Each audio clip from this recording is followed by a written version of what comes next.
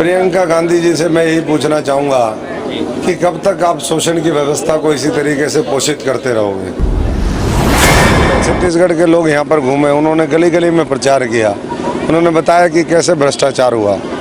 तो ऐसे जो है थोपे गए जो प्रत्याशी हैं, जो यहाँ से 28 साल पहले भगोड़ा घोषित हो गए थे, यहाँ से छोड़ कर के अम्बाला भाग गए थे, अम्बाला के लोगों को धोखा दिया, अब यहाँ फिर दोबारा भेज दिया। सिरसा से लेकर 9 की 9 विधानसभा में पूरी पार्लियामेंट में एक तरफा माहौल है। लोग ये मन बना चुके हैं कि हमें आने वाली केंद्र की सरकार में मजबूत हिस्सेदारी डालनी है और वो केवल कमल के निशान के सामने बटन दबा करके संभव है।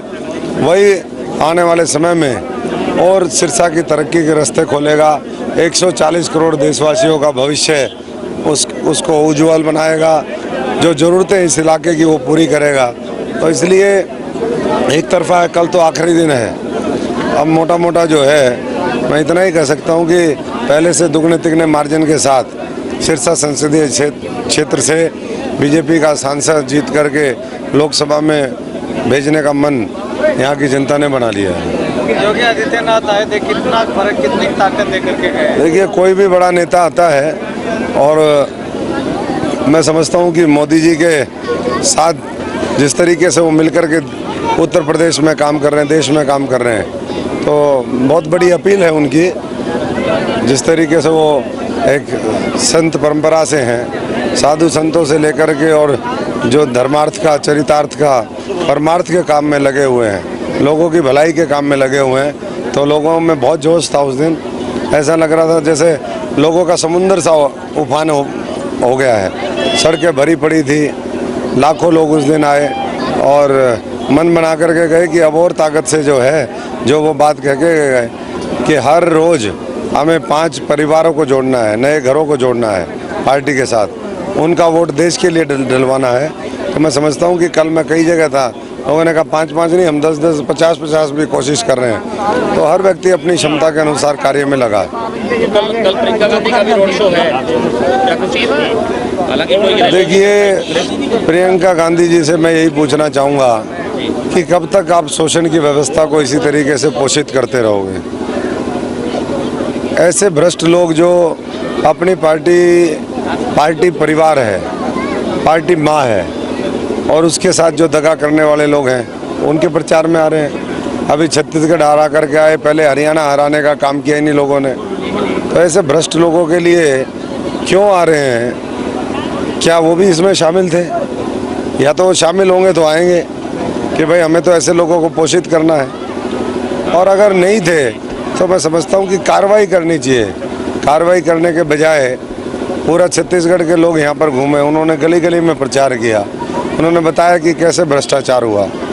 तो ऐसे जो है थोपे गए जो प्रत्याशी हैं, जो यहाँ से 28 साल पहले भगोड़ा घोषित हो गए थे, यहाँ से छोड़ कर के अम्बाला भाग गए थे, अम्बाला के लोगों को धोखा दिया, अब यहाँ फिर दोबारा भेज दिया।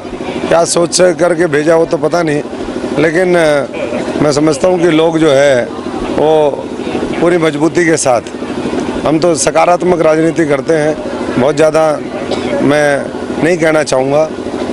और ये वही लोग हैं जो लोग मैं समझता हूँ कि उस परिवार को भी इन्होंने हमेशा ब्लैकमेल किया है, और जिस तरीके से सारा चीज़ें चल रही हैं, तो देश अब मोदी जी के साथ है, इतना ही मैं अंत में कहूँगा। इसलिए मोदी जी के साथ चलें, और सिरसा वाले तो पूरा मोदी जी में ही हो चुके हैं। उधर किरण चौधरी भी अपना दुखड़ा रो रही है कि अनदेखी हो रही है। आज तो मंच पे ही झगड़े, वो फोटो जिस तरीके की आई और देखने में आ रहा है, वीडियो जो देखने में आई है कि आपस में स्टेज पे ही झगड़ रहे हैं। तो ये कैसा परिवार है मुझे समझ में नहीं आता, जहाँ लट्ठम लट्ठा ही रहता है हमेशा, जहाँ गुटबाजी है। आज भी टोहाना में भी मारपीट हुई है, रोज़ मारपीट हो रही है। संगठन कहीं है नहीं, इनके पास तो कुछ है ही नहीं सौदा। अगर कुछ हो तो पता नहीं कितने झगड़े हों।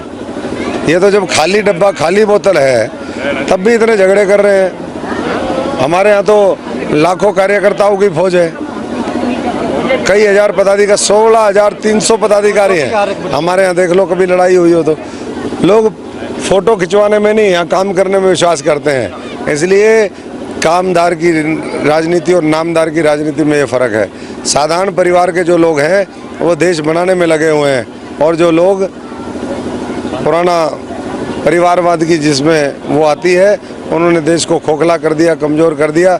ऐसे लोगों से सावधान रहें।